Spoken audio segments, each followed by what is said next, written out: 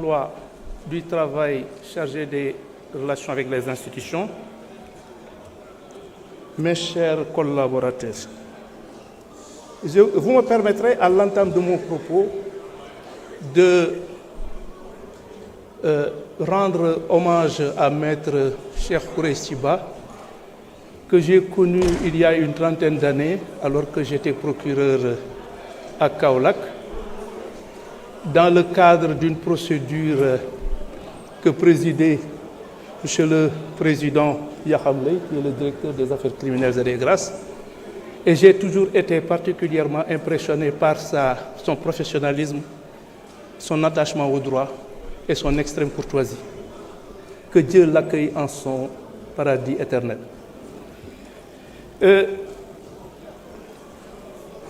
Le projet de loi, en fait, la proposition de loi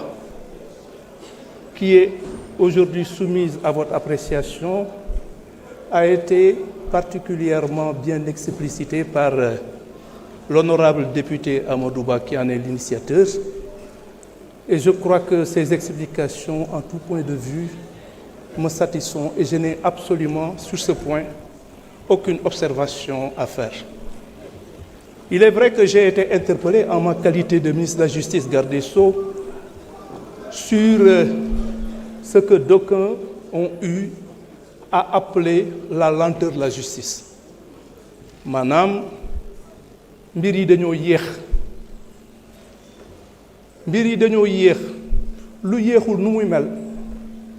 lu yéexul day gaaw walla mu bar comme ni ko kenn waxe léegi ci soxna yi te li ma jàpp te ma nekk koo xamee ni kii daanaka sama àdduna yëpp ci justice laa ko def parce que maa ngi nekk actuellement bi may dugg à l'école de magistrature il y a maintenant 38 ans et li ma jàpp moom mooy atte yoon dëppoowul ak gaaw walla bar atte day teey day dal suñu bëggee li tax mu jóg mu aw yoon je ne comprends pas du tout en toute objectivité ces observations pour ne pas dire ces critiques. C'est comme si finalement ce qui évidemment semble intéresser les gens, c'est moins la bonne marche de la justice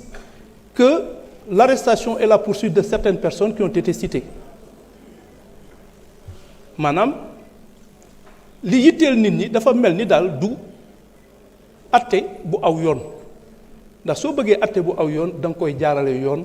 dafa am ay fànn ak ay charte yoo xamee ni waroo ko wàcc te it soo demee ba nga xamee ni nit ñi daf leen yitteel lool maanaam askan bi atte bi daf leen yitteel lool nga bëgg a gaawtu ba yàqule ndax lii wolof di wax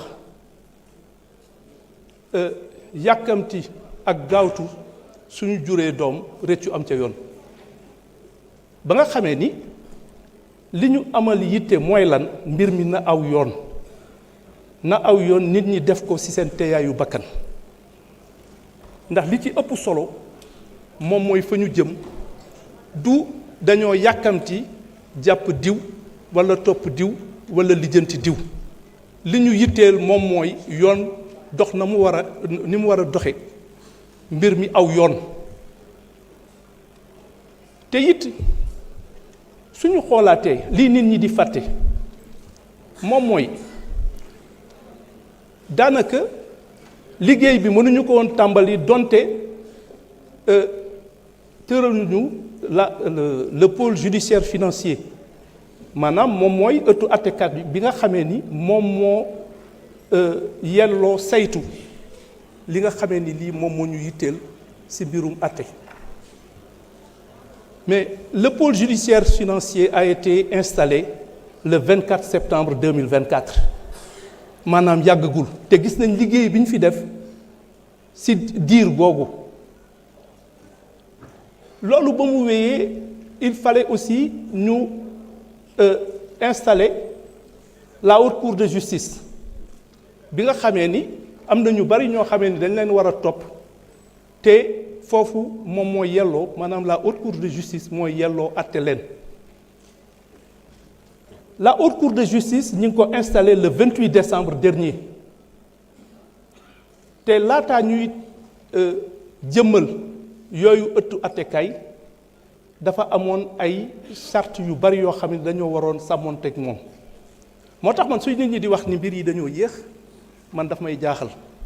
ndax xam naa ni attekat yi ñi ngi liggéey li ñu mën te le pôle judiciaire financier parce que ni yoon tëddee litige boo xamee ni ëpp na même su dee escroquerie ak abus de confiance ëpp na 50 millions moom moo koy war a atte te gis nga fii ay milliards la ñuy wax lu ci ëpp ba nga xamee ni li ëpp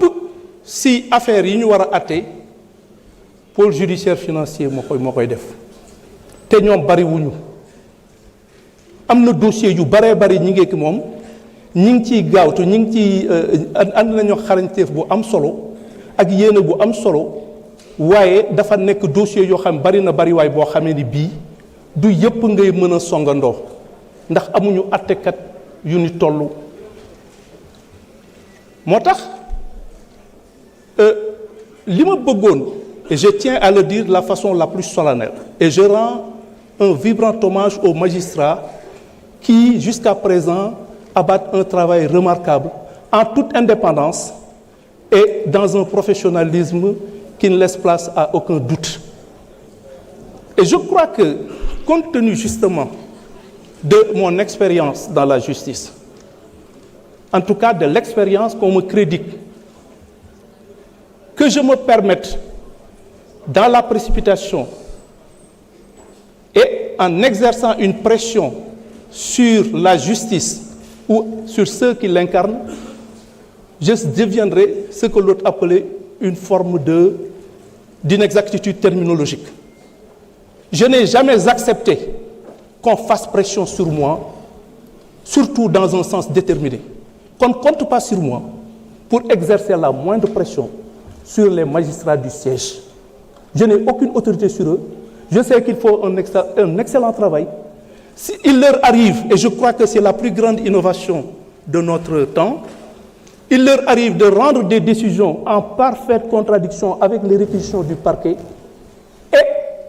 je n'ai jamais eu à faire la moindre observation, encore moins la moindre critique. C'est de leur responsabilité, c'est de leur prérogative. Et justement, le seul moyen qui s'offre à nous, je veux dire à mes services du parquet, c'est de faire usage des voies de recours qui leur sont reconnues par la loi. Et je suis extrêmement satisfait de la façon dont la justice est rendue, dont les magistrats s'acquittent de leurs obligations, de leurs prérogatives. Nous savons tous que la justice a changé. Il n'est plus dit qu'un opposant ou quelqu'un qui est en délicatesse avec le pouvoir, s'il a des problèmes, que ce soit qu'il soit entendu par la police, par un juge ou qu'il soit jugé, que les gens s'attendent fatalement à une condamnation. Il est arrivé qu'il y ait eu des décisions de relax. Il est arrivé effectivement qu'il y ait eu des décisions de classement sans suite que nous assumons en toute responsabilité.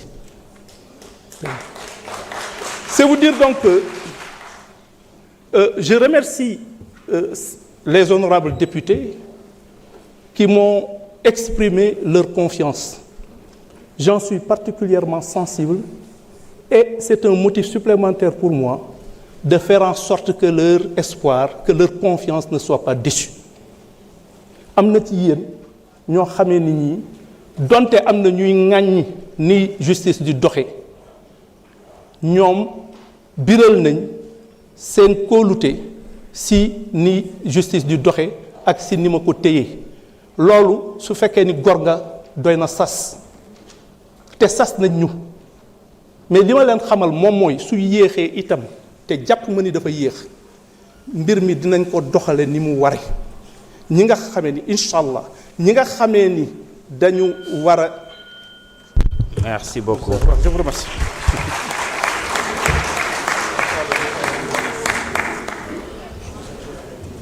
Je vous remercie, Monsieur le ministre. Mes chers collègues,